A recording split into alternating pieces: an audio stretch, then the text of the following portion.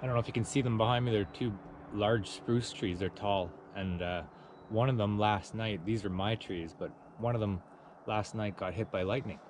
And I'm often in the business of doing inspections, video inspections. I'll climb up the tree and have a look at something, an issue for a client or something like that.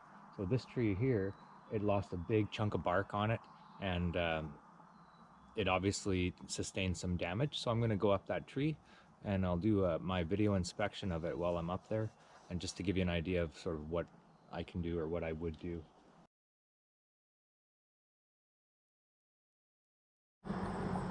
Okay, we're gonna go check it out.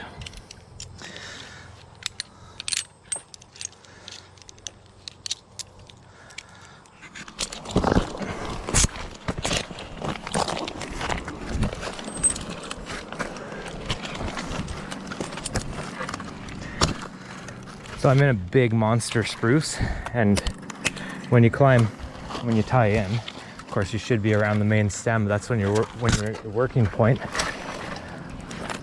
If you're at your working point, because it's such a big tree and I'm looking out to the ends of the branches, okay? Always look out to the ends of the branches. Make sure they're live branches that you're tying into. But I have some big crotches here.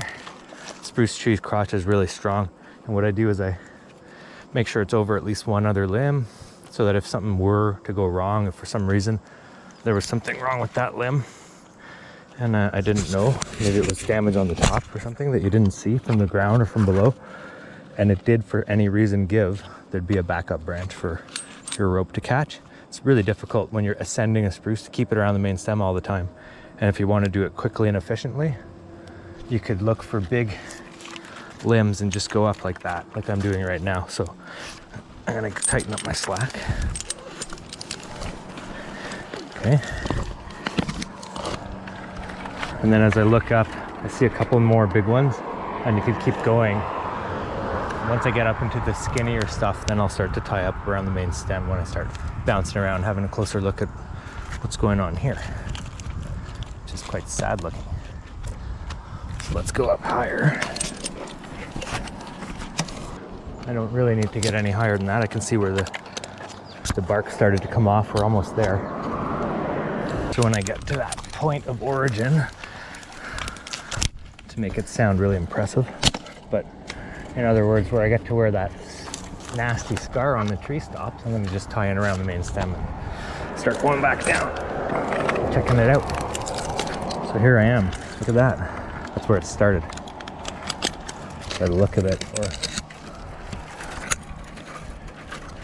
I'm going to do a bit of tie in properly and then clear around here and have a closer look. Just a couple of dead limbs here, so we'll get those out. They're broken and hanging.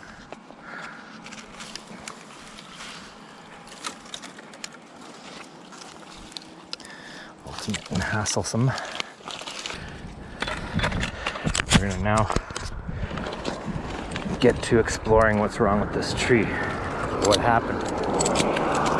Now in an urban setting, aesthetics are always very important. So this branch is the broken, it's the stub left over from, here's another one, 2 broken stubs.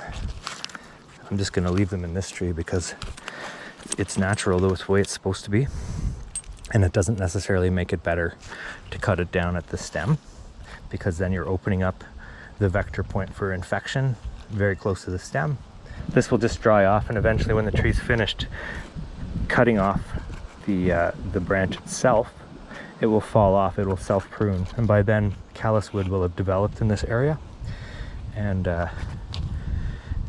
frankly, I just rather just leave it that way. Plus birds like to nest on or sit on these branches and stuff, and we don't need a fully doctored habitat around here. I have enough little trees that I take care of and prune. This is a natural one. Okay.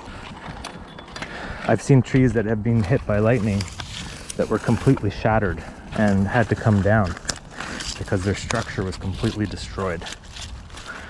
The structural integrity. So I want to have a look because it's unlikely that the lightning hit it way down there. So below my feet, another 4 to 6 feet is where I see the first signs of bark damage.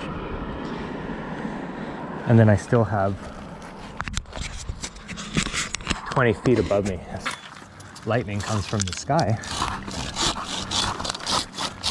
And it would be pretty odd for it to have come out of the sky in an arc and then struck the tree 2/3 of the way down or up, so 2/3 of the way from the top.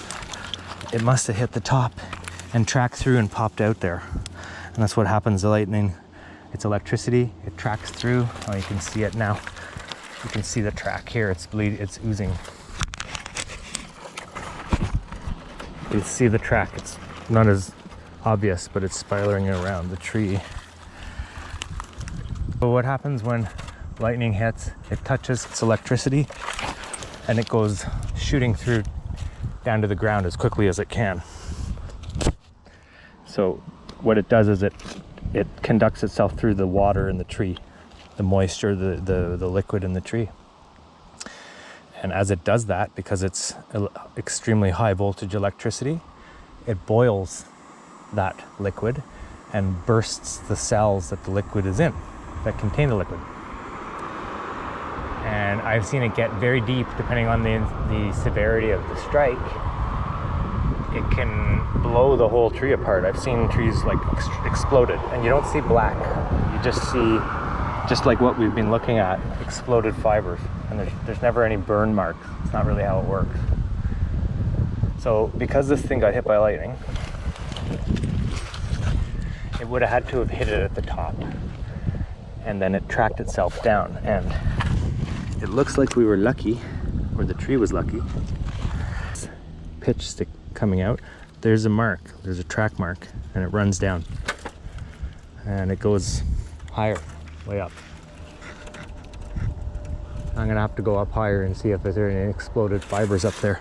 But it looks like maybe the tree was wet enough that lightning, the electricity didn't need to go deeper into the tree, and it pretty much stayed on the surface. And even down where I see more severe bark damage, I don't see wood damage. The fibers of the wood seem intact.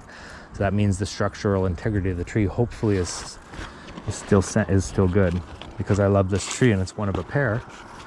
And I'd loathe to have to cut it down. So let's be more thorough and go up higher, because I can see the track as I go. You see it right here. This is it here. I'm sure of it. Track marks here from lightning, or from what I think is lightning. And I believe that I'm following it down right now.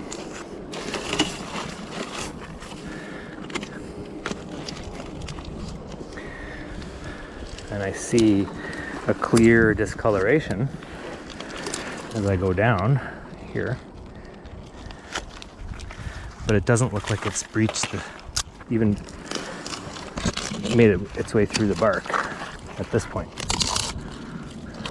There's sap leaking out, which is a reaction to injury, of course. And then, in fact, I think the proof is in the pudding here. I'm gonna take out my phone and get a closer video of that and synchronous with this one.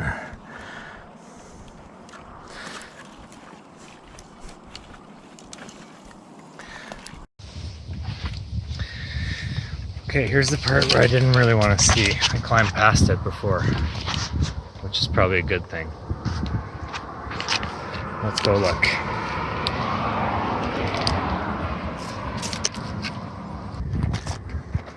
This is the hard part, accepting that there's some serious damage. But once again, it's kind of, well, here you go. Here's the wood fibers that have broken and blown apart. Look at that, that's a big chunk of wood. Popped right out of the tree. I'll step back a bit. See that? So that's the lightning came and ended up tracking in deeper. And if you look up, I'm doing some sleuthing out.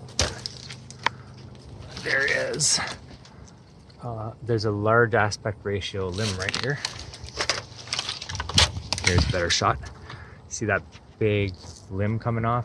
It's a terrible union. It's a large aspect ratio limb with a terrible union to the stem. So one, it's a danger of coming off anyway, but what it's done here, you can see already, there's a ton of pitch and sap here from this area being poorly connected and having probably wind action and damage from that, because the crotch is extremely tight in there, in the seam. So that's going to collect debris, it's going to initiate decay, and it probably had a lot of moisture in that area, has a lot of moisture holding in that area.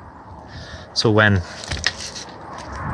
lightning came down from up there, right at that crotch is right here, it went in deep and then it blew out,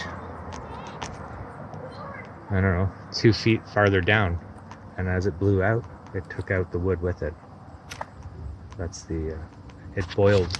It's more like, it's not that the electricity is blowing out, but it's tracking through to get to the ground, and it's boiling the cells that are full of liquid in the tree. And the violent nature of that causes it to burst. And so it obviously went in more deeply here. Now I can dig in a little more deeply and see what's going on. So we're through a couple of growth rings, and then the wood seems sound underneath. So you can see I'm peeling back some sapwood, but it's mostly bark. If you look on this side, there's definitely a bit of wood there. 1 or 2 growth rings. There's definitely more damaged fiber inside. There's a couple of big slivers, but it's all on the surface. And what I would, it's not worrying me that much. I've seen worse damage on trees that are standing, but here's where I see something that makes me more concerned. Vertical cracks. So we have the fairly significant damage here, and you can see like that branch. I can see it, but you can see even like where it's rough. That branch, we're gonna have some branch die back here because the cambium's damaged, but also we've got these vertical cracks, and that is a warning sign to all arborists, because when you split wood, that's the way you split it. So if a tree's gonna split, it's gonna be through vertical crack like this. Very rarely anything horizontal would cause the tree to split. And then we have some really bad bark damage in this zone. 6 foot long tear with some fiber damage. And then we have the track. In my mind, it's going down here. You see the colors. Doesn't look like there's any obvious damage. I do see something that might be damaged in this zone. And then, I'll give you an upshot.